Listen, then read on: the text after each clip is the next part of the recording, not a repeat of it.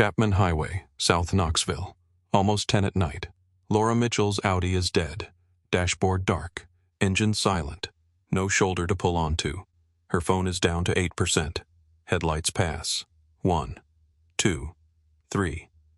A fourth truck slows, then pulls onto the gravel. A door opens. Work boots on stone. A canvas jacket streaked with grease. She recognizes him before he reaches her window.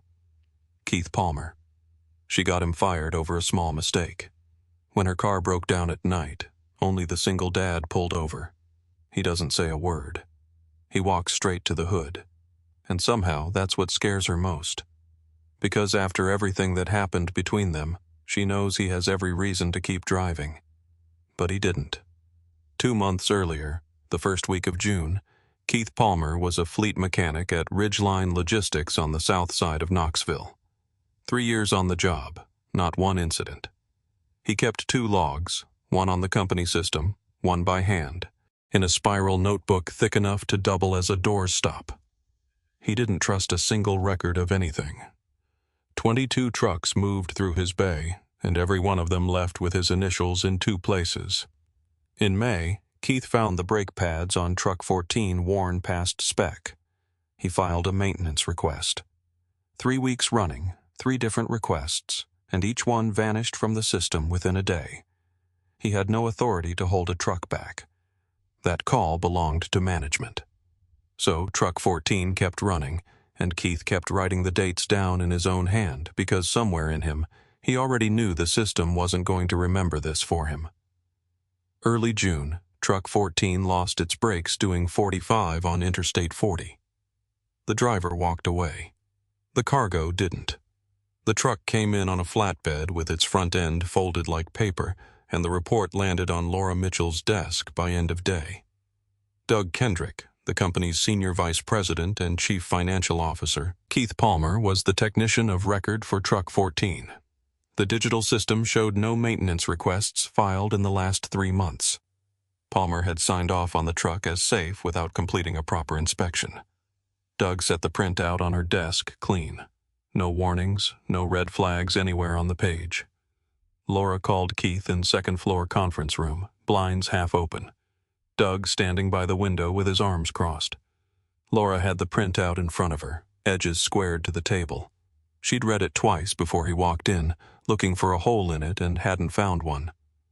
"The system shows no brake maintenance requests for truck 14 in 3 months," she said. "You signed off on that truck as safe. The driver nearly died." "I filed 3 requests," Keith said. His voice stayed even. "All 3 got denied. There's nothing in the system. I know what I filed." Keith looked at Doug. Doug looked back, hands flat on the table, not moving, not blinking. Heath understood in that second exactly what he was up against his word, against a database. And the man who controlled the database, standing 3 feet away, saying nothing at all. He could have raised his voice. He didn't. Raising his voice wouldn't put the deleted forms back where they belonged. Laura signed the termination effective immediately. Keith stood, didn't raise his voice, didn't ask for anything he wasn't owed. "I've got a 9-year-old daughter," he said. "I'll need a letter for the next job. Not a plea, just a fact he needed handled before he left the building." Laura nodded, already reaching for the next form in the stack, and only later would she understand what it cost him to say that sentence without his voice breaking. He cleared out his toolbox at the bay wrenches, a torque wrench, the notebook with 200 pages of his own handwriting. Every page dated, every page useless now. 3 years folded into one steel box. His hands didn't shake doing it. A couple of the other texts looked over from their bays and looked away again, the way people do when they don't know what to say, and are grateful they don't have to. That afternoon, he picked up his daughter at 3:15, same as every day, because she didn't need to know yet that anything had changed. He let her talk the whole ride home about a spelling test, and he answered every question, and he didn't tell her a thing. Mid-June, 2 weeks after the firing, Keith found work at Dalton's Garage, a 4-bay shop on Chapman Highway that Frank Dalton had run for 30 years. No neon sign, just a wooden board painted by hand out front. Frank hired him on one answer to one question. What matters most when you're fixing a car for a stranger? And Keith had said without pausing that they were going to drive it home to someone who was waiting on them. The first week, Frank watched. Keith diagnosed a transmission fault on a Silverado by the sound of the engine alone. No code reader. He fixed a fuel injection problem on a BMW that Frank had given up on 2 weeks earlier. Working from memory, hands moving like he was reading a blueprint only he could see. Frank didn't ask questions, but he started paying closer attention. One afternoon, straightening up the bay, Frank found Keith's toolbox lid cracked open. Under the wrenches, tucked in a side pocket where most men kept a spare fuse or a folded receipt, was a small photograph, corners soft with wear like it had ridden in that pocket a long time. Keith, in a Cummins branded vest, standing with a team of engineers in front of a test engine, all of them squinting into the same sun. The name tag on his chest read, K. Palmer, lead powertrain engineer. Frank held it a moment. The way you hold something you weren't meant to see, then read it again to make sure he hadn't misread it. Keith Palmer had once been the lead powertrain engineer at Cummins in Columbus, Indiana. 14 patents in diesel fuel injection systems. He'd run an 11-person research and development team. In 2021, his division was dissolved in a company-wide restructuring the same year his wife Amy died in a crash on Interstate 65. 2 losses inside one season. He didn't fight to transfer departments. Didn't appeal. He packed up, brought his daughter to Knoxville, Amy's hometown, and took the first job he found, fleet mechanic, a tenth of what he used to make. Frank set the photo back where he found it. Closed the lid. That afternoon, he cleared the bay nearest the window best light in the shop, a clear view of the lot, and told Keith it was his from now on. No explanation. Keith didn't ask for one. After school that week, his daughter Grace sat on a stool by Frank's workbench, sorting bolts into a plastic tray by size. She told Frank about a stray cat living in the parking lot. It sleeps on the fuse box. I named it Voltage. Frank laughed, a dry, rare sound. You like cats? Grace asked. I like somebody who names things right, Frank said. Under the truck nearby? Keith said nothing, but his shoulders came down for the first time since he'd walked out of Ridgeline. That same week, back at Ridgeline, Laura sat alone at her desk at 7:15 in the evening. A new report had come in, Truck 9. Same brake issue, same worn part number. She opened a drawer and pulled the paper file HR kept on Keith, the hard copy that ran parallel to the digital one. Inside was a handwritten maintenance request. Keith's writing, neat and level, dated mid-May. Replace brake pads. Truck 14 worn past tolerance urgent. The request existed. He had filed it at least once, but the digital system showed nothing. One paper form, one empty database. Laura set the page down and stared at it a long time. Someone had deleted it, and she needed to know who. If you've ever found out the truth only after it was too late to fix it clean, you already know the feeling waiting for Laura at the bottom of this drawer. Late June into early July, Laura started digging after hours. She pulled the maintenance budgets for the second and third quarters, both signed off by Doug. The line item for fleet brake pad replacement had been cut 40% quarter over quarter. Doug's justification read extended life cycle per manufacturer spec. Laura checked the actual manufacturer specs. There was no clause anywhere that allowed for extending brake pad life the way Doug had written it. He'd invented the language. She widened the search. Every deferred maintenance item over the past 3 quarters lined up with one of Doug's budget memos. 11 trucks. Dozens of line items. 7 of them tied directly to safety systems, brakes, tires, steering. This wasn't a mistake made once. It was a pattern repeated on purpose. Laura built a table, dated every entry, and kept the file off the company server. That weekend at a Kroger on Kingston Pike, Laura pushed her cart out to the lot under a sky going orange at the edges and saw Keith loading grocery bags into the bed of an old Ford pickup, clean, well kept. Paint faded at the fender. a magnetic toolbox riding behind the cab like it never came off. His daughter sat in the cab, window down, feet swinging against the door panel, reading a book with the cover bent back. Keith saw her first.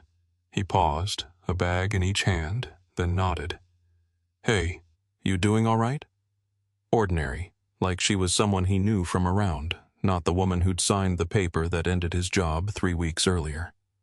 Laura wasn't ready for that. She'd braced for a cold look, for him walking the other way, for silence with weight to it, the kind she thought she deserved. She hadn't braced for plain courtesy. "I'm good, thank you." Her eyes went to the cab. "She's gotten big." Keith followed her gaze. 9.5. She counts the half. A small smile, not for Laura, for his daughter. The kind of smile that only shows up when a man forgets for a second who's standing in front of him. He finished loading, nodded again, got in the truck.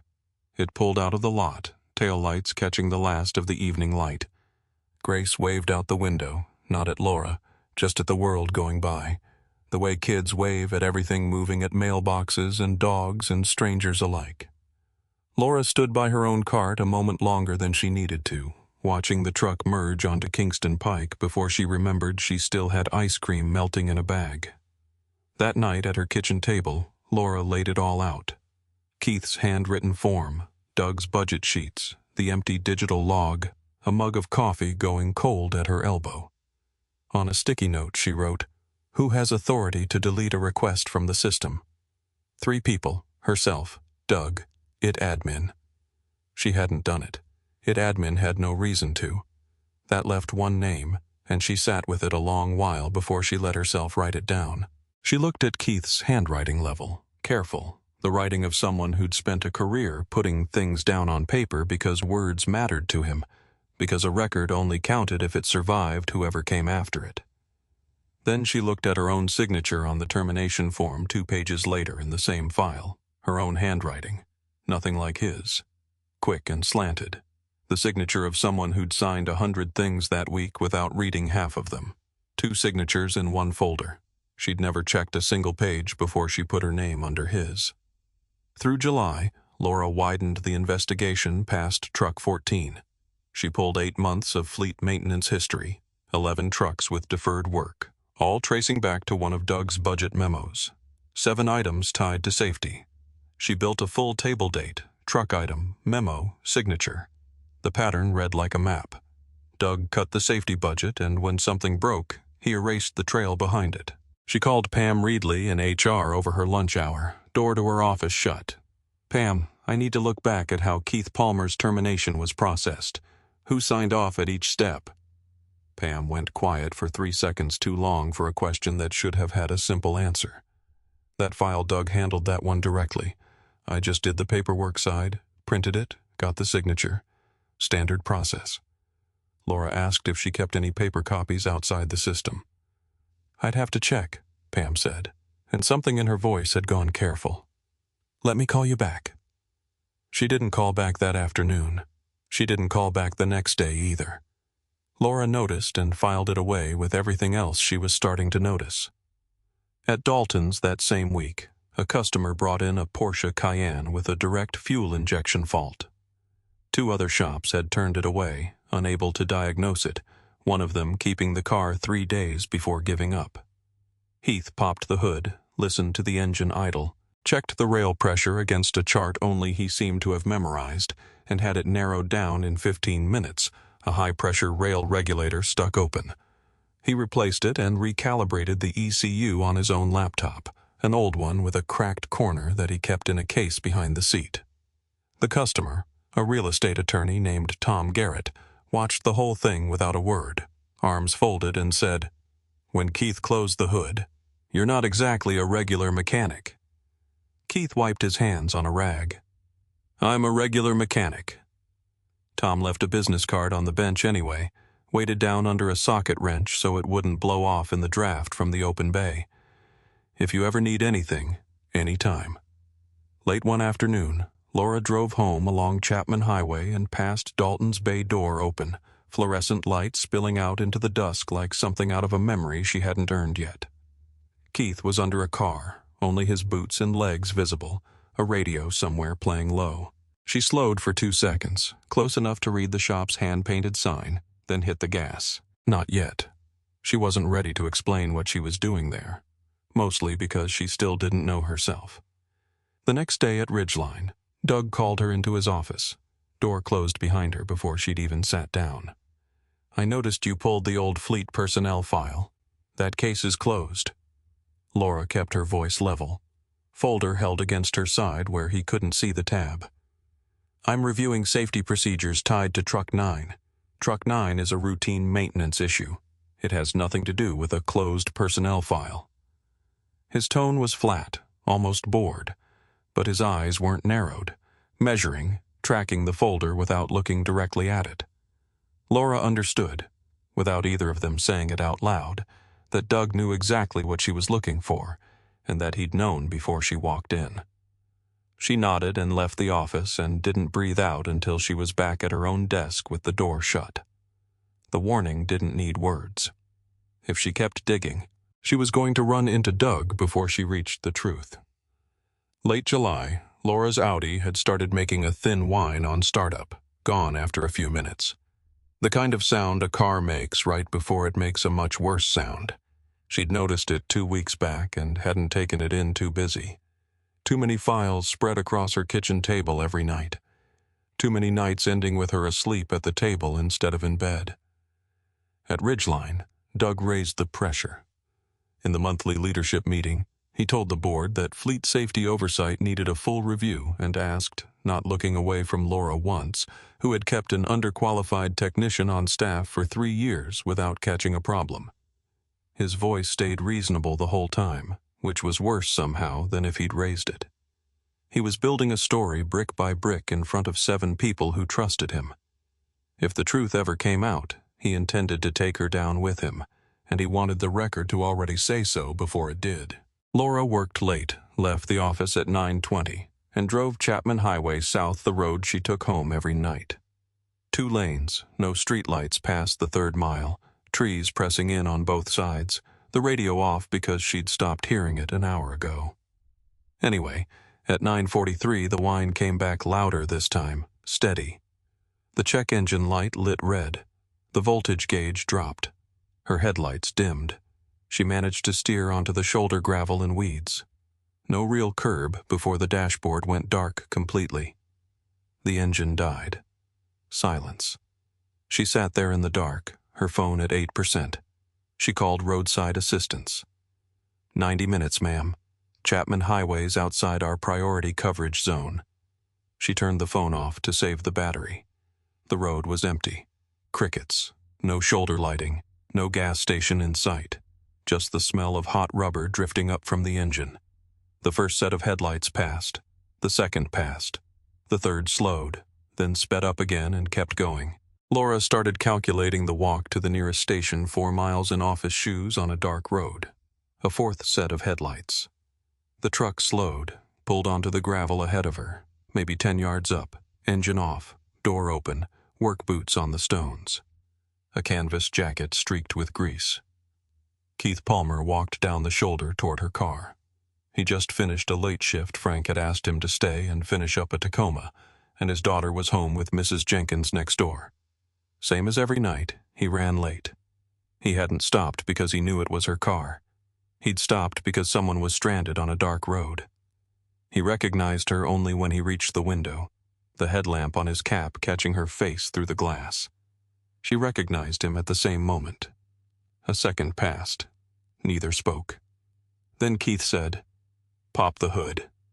He leaned into the engine bay, the light from his headlamp cutting across a torn serpentine belt. Laura stood outside in the dark, watching the hands of the man she'd fired, working on something she couldn't fix herself. Neither of them said anything. The night held very still.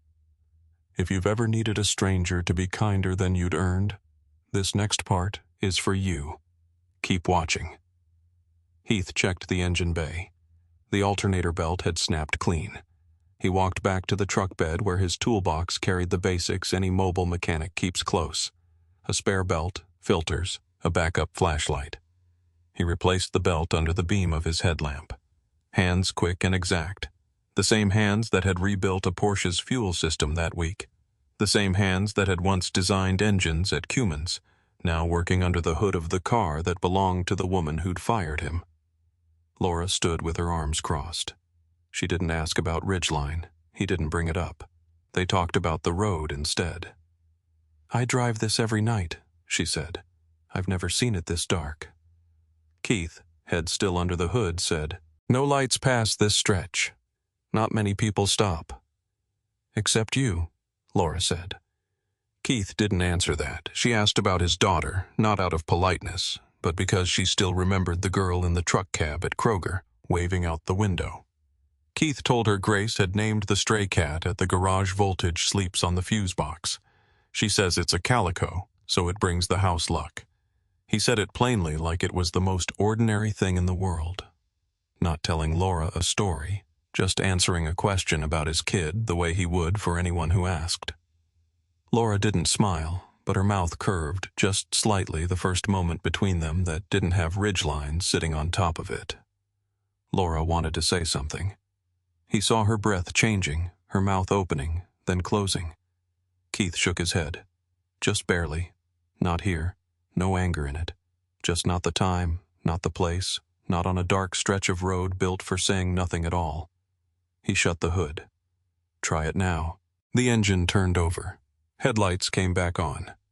Keith wiped his hands on a rag. "That belt will hold for now. Get it replaced properly this week." He nodded once and walked back to his truck. He didn't wait to be thanked. Laura sat with the engine running, watching his taillights shrink down Chapman Highway. Her hands stayed on the wheel. She didn't pull away for 4 minutes. The next morning at 8:40, Pam Reedley called from a personal number, not the Ridgeline line. "I'm putting in my notice," Pam said. "Doug's marked my performance down 2 quarters running. No real cause, just enough to push me out. I'm leaving by the end of the month." A pause. "But before I go, there's something you need to know." Pam told her Keith Palmer had filed 3 brake maintenance requests for truck 14 3 different weeks. Pam processed the paperwork side of things. She'd seen each form cross her desk, each one stamped denied with the initials DK. Each time, the digital record disappeared from the system days later. Pam had kept the original paper copies locked in a drawer, 3 forms. She'd been scared to say anything. Doug controlled her performance reviews, and she was a single mother raising 2 kids on that paycheck. Pam emailed scans from her personal account. 3 forms, Keith's handwriting, the dates, the content. Each one stamped denied. Each one signed off with Doug's initials. Timestamps that couldn't be faked. Laura opened the file on her laptop. 3 requests, 3 warnings he tried to give. 3 times erased by the same hand. She'd fired him without ever checking a single hard copy. Laura put both hands flat on the table, stared at the 3 scanned pages on her screen, and sat there a long time, not crying, not speaking, just sitting with the full weight of what she'd done. Early August, Laura brought everything she had. Pam's paper forms, the budget records, the empty system logs to Ashford and Cole, the outside law firm Ridgeline kept on retainer. She laid it out plainly. Falsified maintenance records, budget cuts that compromised fleet safety, wrongful termination. The firm ordered it forensics to pull the deletion logs from Ridgeline's maintenance system. 2 days later, the results came back. 3 deletion entries, same admin account, same IP address, all tracing to the computer in Doug Kendrick's 3rd-floor office.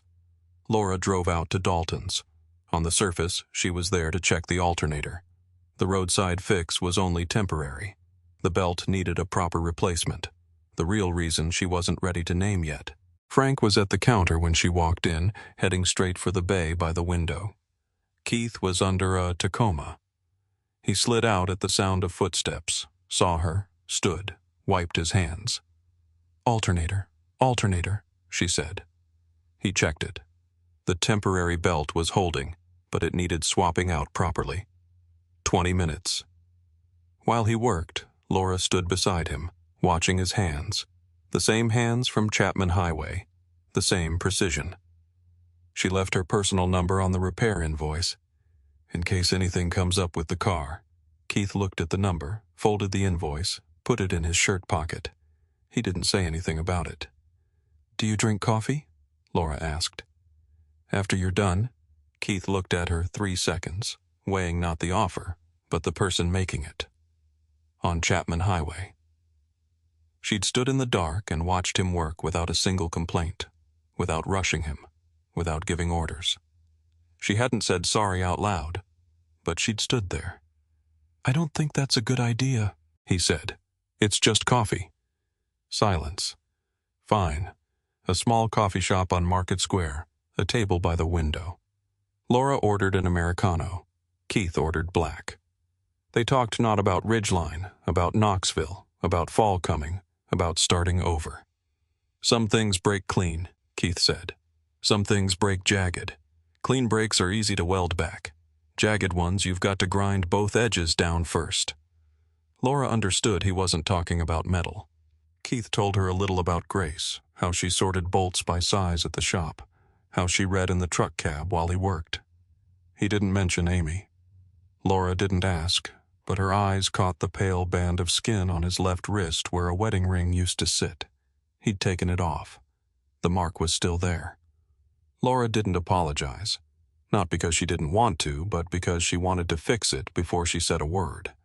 An apology without action was just noise. She left the coffee shop, drove back to Dalton's for her car. Frank was working in the next bay over. He looked at Laura, not at Keith, and said, "You know, he held 14 patents at Cummins.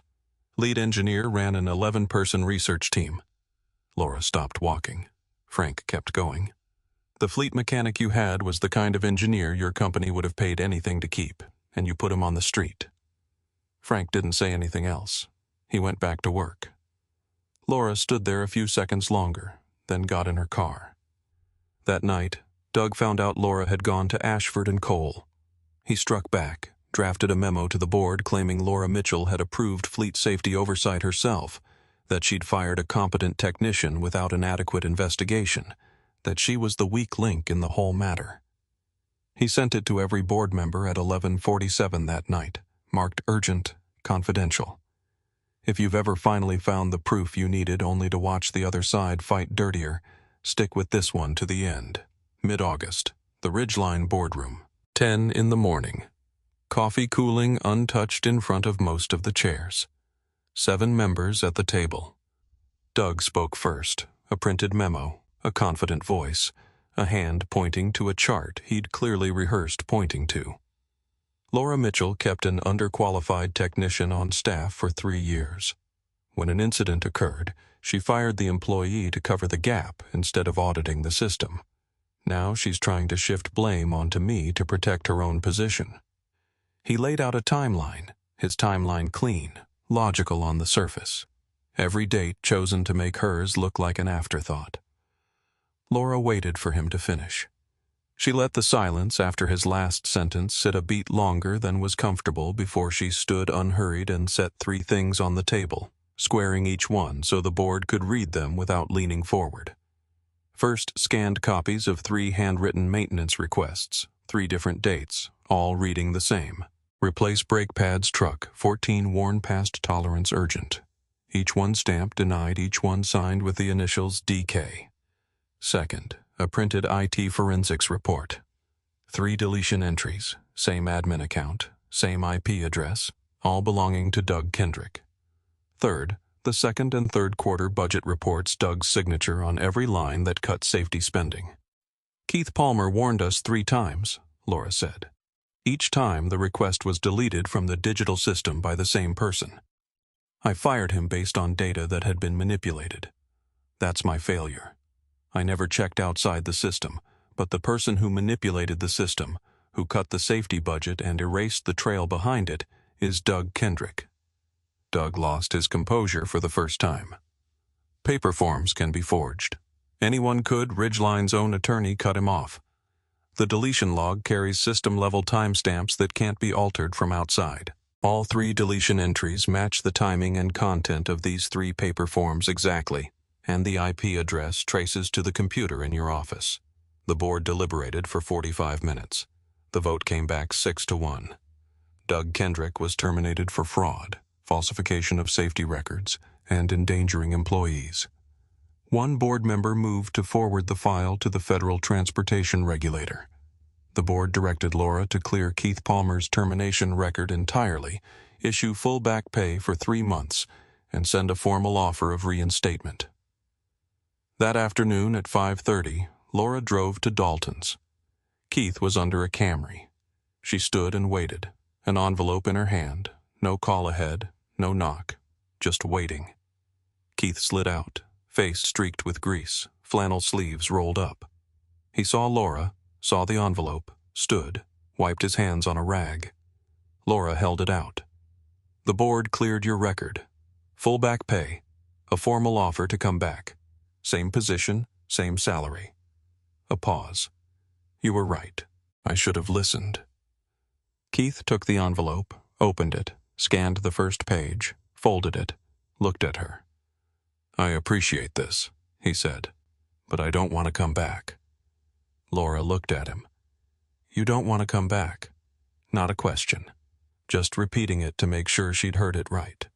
The way you repeat a number back to make sure you copied it correctly. She'd braced for relief, for thanks, maybe even for a request for more.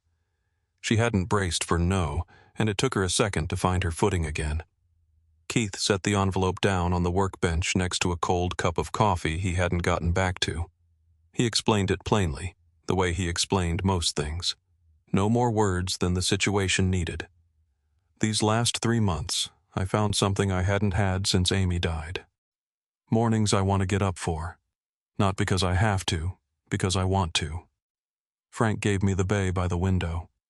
Grace has a cat to feed in the parking lot. I fix people's cars and they drive home safe. That's enough. He looked around the shop, the bays, the oil smell, the late light coming through the window and lying across the concrete floor in long gold stripes. I don't need Ridgeline. Silence. Then Keith quieter. You could have mailed this. Why'd you drive out here? Laura didn't answer, but she didn't leave either. A school bus rumbled outside. The bay door was wide open. Grace ran in, backpack bouncing, ponytail loose, sneakers muddy at the toes. Dad. Then she saw Laura, stopped, tilted her head, sizing up the stranger the way kids do. Are you the car lady? This is a friend, Keith said. Grace accepted that instantly. No further questions needed. Do you like cats? Not waiting for an answer. My cat's named Voltage. She sleeps on the fuse box. Dad says she's a calico, so she brings good luck. Grace pulled Keith's phone from his shirt pocket. She knew the passcode and swiped to a photo of Voltage. A calico cat curled on top of an electrical box, eyes shut, tail draped over the wiring. Laura crouched down level with Grace, hands on her knees. She looked at the photo. Grace pointed out each patch. That's the orange part. That's the black part. That's the white part. 3 colors means good luck in the house, mister, Frank says. Laura said Mr. Frank's right about that. Frank watched from the small office in the corner of the garage through the glass. A cup of coffee in his hand, black, no sugar, same as Keith's. He saw Grace crouched down, showing Laura the photo. Saw Keith standing nearby, hands still dirty, not walking away. He took a sip, went back to his paperwork. Laura stood. I should get going. Thanks for showing me Voltage. Grace said, Come back sometime. Voltage likes new people. Laura looked at Keith. Keith looked at Laura. No nod, no wave, just a look. She got in her car and drove off. Grace watched the Audi pull out. She's nice, Dad. Keith didn't answer, but he stood there watching the car until it disappeared around the bend in Chapman Highway. If you've ever watched something slow and quiet turn into something real without either person saying a word, this last part is for you. 3 weeks later, mid-September, Ridgeline logistics had changed. A dual maintenance process now ran paper alongside digital with no single person able to delete either one alone. 2 new technicians on staff. Independent safety audits every month. Laura never told Keith. But inside the company's internal system, the new process carried a name: the Palmer Protocol. Laura brought her car in for an oil change. Nothing wrong with it, just routine. She carried 2 coffees, black for Keith and Americano for herself, set them on the workbench without a word. Keith took his, drank, kept working. It had become a pattern by then. She brought the coffee, he changed the oil, and they talked about the weather, about voltage, about a bridge getting repaved on Chapman Highway, about a book Grace was reading. Neither of them put a name to whatever was sitting quietly between the 2 coffee cups. Thursday evening, Grace had the science fair at Bearden Elementary. Keith had spent the whole week helping her build it. A working model of an alternator, magnets, coiled wire, a shaft that turned by hand, a small light that lit up when she cranked it. Nobody said the word irony out loud, but it sat there anyway. At 5:45, Keith walked out to the lot. The truck wouldn't turn over. Second, try a single click. Nothing else. Starter motor dead.